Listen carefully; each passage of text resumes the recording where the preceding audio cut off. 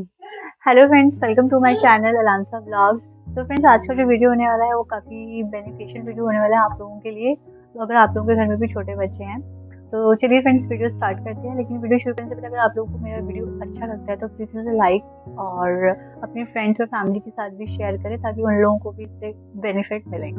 तो फ्रेंड्स, अभी आप लोगों को जैसे पता ही है कि सर्दियों का मौसम स्टार्ट हो गया तो बच्चों को जल्दी खांसी जुकाम ये सब हो रहा है।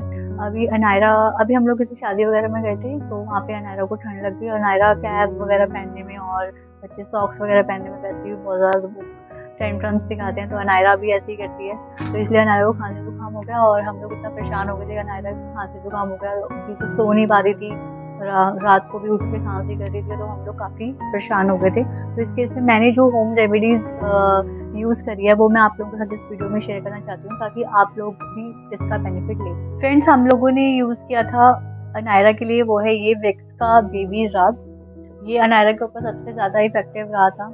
अनायरा को बहुत ज़्यादा खांसी हो रही थी तो हम लोगों ने क्या किया, अनायरा की चेस्ट पे उसको लगाने का तरीका मैं आप लोगों को बताती हूँ। मैंने अनायरा की चेस्ट पे, अनायरा की बैक पे और अनायरा के तलवों पे अच्छे से इसको मल दिया और अनायरा को पूरा कवर कर दिया। और आप इसको प्लीज़ लगाने के बाद पूरा बच्चे को कवर करके रखें। अगर आप कवर नहीं करेंगे तो बच्चे को उल्टा इफेक्ट भी हो सकता है। इसीलिए आप इसको, बच्चा जब सो रहा है, जैसे दिन के टाइम अगर आपका बच्चा सो रहा है और रात को सो रहा है तभी आप इसको यूज़ करें। वैसे ये नहीं कि आप लगा रहे हैं और बच्चा भाग रहा है तो आप यूज़ कर रहे हो। तो इसको अगर आपका बच्चा 3 महीने से ऊपर का है तभी आप इसको यूज़ करेंगे, अदरवाइज़ आपके 3 महीने से छोटे बच्चे के लिए आप इससे यूज़ ना करें। और इसके जो इंग्रेडिएंट्स हैं आप लोग देख सकते हो स्क्रीन पे। इसके इंग्रेडिएंट्स बहुत ही ज़्यादा सिंपल से इंग्रेडिएंट्स हैं, बिल्कुल हार्मफुल नहीं है बच्चे के लिए। आप इसको बच्चे की स्किन पे लगाएं तो कोई जलन वगैरह कुछ नहीं होगी। आप इसके बच्चों के हाथ पे प्लीज़ बिल्कुल ना लगाएं, क्योंकि बच्चे अपने हाथ मुंह में बहुत डालते हैं, ना ही तो बच्चे के मुंह पे लगाएं।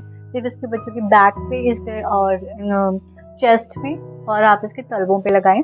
और इसका बहुत ही ज़्यादा अच्छा रिस्पॉन्स आपको देखने को मिलेगा। अगर आप लोगों ने कभी ट्राई नहीं किया तो मैं आपको रिकमेंड करूँगी कि प्लीज़ आप इसे एक बार ज़रूर ट्राई करें।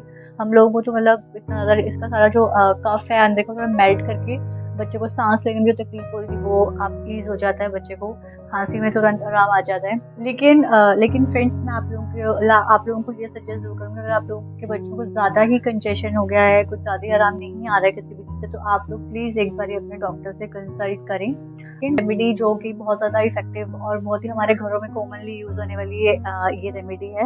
इसमें आप सरसों का तेल को गर्म करके उसके अंदर अजवाइन डाल के और लहसुन डाल के अच्छे से उसको पका लें ताकि अजवाइन और लहसुन काला हो जाए पूरा अच्छे से। एंड देन आप उस वाले तेल से बच्चे की मालिश करें। अनायरा को मैं अनायरा की चेस्ट पे, अनायरा की बैक पे और अनायरा के तलवों पे इससे मालिश। इस तेल को आप अच्छे से पका के और फिर थोड़ा सा जब ये कोसा हो जाए तब आप इसको अप्लाई करें। थोड़ा सा माइल्ड रहे इसका जो वो है, ज़्यादा ठंडा भी नहीं कि जल्दी पूरी ठंडा हो जाए ऑयल, हल्का हल्का जैसे रहता है ना कोसा वगैरह रहता है, तो तब आप इससे अप्लाई करें बच्चों को। वैसे भी कॉमन, जैसे कि अगर आप बच्चों को नहीं, खांसी जुकाम नहीं है लेकिन सर्दी के मौसम में आप वैसे भी एक हफ्ते में कभी इसको एक बार ही लगा दिया बच्चे के लिए, ताकि अगर बच्चे को हो भी रहा है, थोड़ा बहुत कंजेशन भी है या कुछ है तो वो भी इससे क्लियर हो जाएगा। और अगर आपका बच्चा 3 महीने से छोटा है तो आप बच्चे की स्किन पे बिल्कुल भी कुछ भी अप्लाई ना करें। बच्चा अगर छोटा है आपका तो इस केस में आप 6 महीने से, ये जो रेमेडीज मैं आपको बता रही हूँ 6 महीने से ऊपर के बच्चे के लिए बता रही हूँ। और अगर आपका बच्चा उससे छोटा है तो आप जैसे कि पोटली बना सकते हैं उसके पास रखने के लिए। जैसे कि आप अजवाइन को गर्म करके उसको अजवाइन और लहसुन को तवे के ऊपर सेक कर और उसकी पोटली बना के आप बच्चे के सिरहाने रख सकते हैं ताकि उसकी जो फ्रेगनेंस है वो बच्चे को जाती रहे, जिससे कि उसको कफ अगर है तो। ज़्यादा छोटे बच्चे के लिए मैं बता रही हूँ, बड़े बच्चे के लिए तो आप लगा सकते हो उसको, जो मैंने उससे पहले आपको रेमेडी बताई है।